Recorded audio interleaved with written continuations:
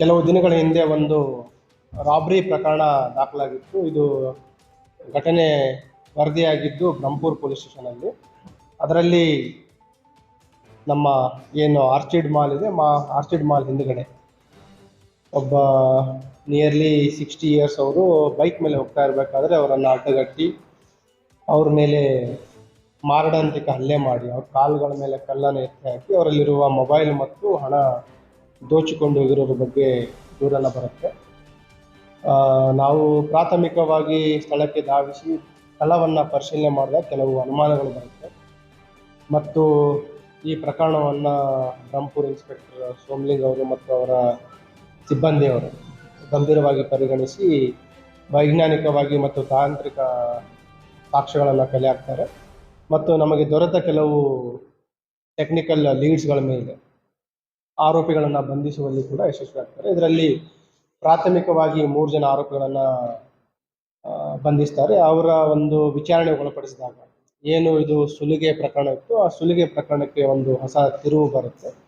ಇದು ದರೋಡೆ ಮಾಡಲಿಕ್ಕೆ ಆಗಿರುವಂಥ ಪ್ರಕರಣ ಅಲ್ಲ ಮತ್ತು ಏನು ವೈಯಕ್ತಿಕವಾಗಿ ಒಂದು ಸುಪಾರಿ ರೀತಿಯಿಂದ ಹಲ್ಲೆ ಮಾಡಿರುವಂಥ, ಸುಪಾರಿ ಪಡೆದುಕೊಂಡು ಹಲ್ಲೆ ಮಾಡಿರುವಂಥ ಮಾಹಿತಿ ತನಿಖೆಯಿಂದ ಹೊರಬರುತ್ತೆ. ಇಲ್ಲಿವರೆಗೆ ಒಟ್ಟು 4 ಜನ ಆರೋಪಿಗಳನ್ನು ಬಂಧಿಸಲಾಗಿದೆ. ಅದರಲ್ಲಿ 3 ಜನ ಏನು ಯುವಕರಿದ್ದಾರೆ ಅದರಲ್ಲಿ ಬಂಧಿತರಾಗಿರುವಂಥವ್ರು ಮತ್ತು ಇವರಿಗೆ ಸುಪಾರಿ ಕೊಟ್ಟಿರುವಂಥದ್ದು ಯಾರು ವಿಕ್ಟಿಮ್ ಇದ್ದಾರೆ, ವಿಕ್ಟಿಮ್ ಅವರ ವೈಫನ್ನು ಕೂಡ ನಾವು ಬಂಧನ ಮಾಡಿದ್ವಿ. ಅವರು ಇವರಿಗೆ ಸುಪಾರಿ ಕೊಟ್ಟಿರ್ತಾರೆ. ಅದಕ್ಕೆ ಮೂಲ ಕಾರಣವನ್ನು ನಾವು ಕಲೆ ಹಾಕಿದಾಗ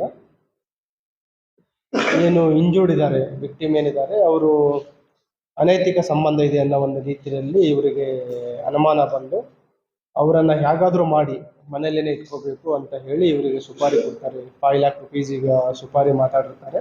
ಅಡ್ವಾನ್ಸ್ ಆಗಿ 50,000 ದುಡ್ಡನ್ನು ನೀಡಿರ್ತಾರೆ ಮತ್ತು ಇವರಿಗೆ ಯಾವುದೇ ರೀತಿಯ ಪ್ರಾಣಕ್ಕೆ ಅಪಾಯ ಆಗಬಾರ್ದು, ಮನೇಲಿ ಇರೋ ರೀತಿ ಅವ್ರ ಕಾಲ ಮೇಲೆ ಗಾಯ ಮಾಡಿ ಅಂತ ಹೇಳಿರ್ತಾರೆ.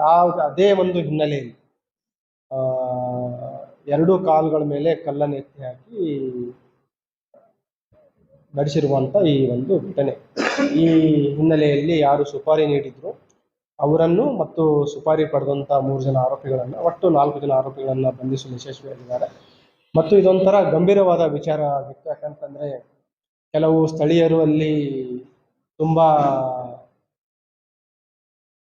ಒಂದು ಭಯದ ವಾತಾವರಣ ಆಗಿರೋ ರೀತಿಯಲ್ಲಿ ನಮಗೆ ಮಾಹಿತಿಯನ್ನು ನೀಡಿದರು ಮತ್ತು ಸುರಕ್ಷತೆಯ ಬಗ್ಗೆನೂ ಕೂಡ, ಭದ್ರತೆಯ ಬಗ್ಗೆನೂ ಕೂಡ ಅಲ್ಲಿ ನಮಗೆ ಮಾಹಿತಿಯನ್ನು ನೀಡಿದರು. ಸಂಜೆ ಅರೌಂಡ್ 10:15 ಈ ರೀತಿ ಇನ್ಸಿಡೆಂಟ್ ಆದರೆ ಏನು ಅನ್ನೋ ರೀತಿ ಕೆಲವರು ನಮಗೆ ಹೇಳಿದರು. ಆ ಹಿನ್ನೆಲೆಯಲ್ಲಿ ಈ ಪ್ರಕರಣವನ್ನು ಗಂಭೀರವಾಗಿ ಪರಿಗಣಿಸಿಕೊಂಡಿದ್ದೀವಿ.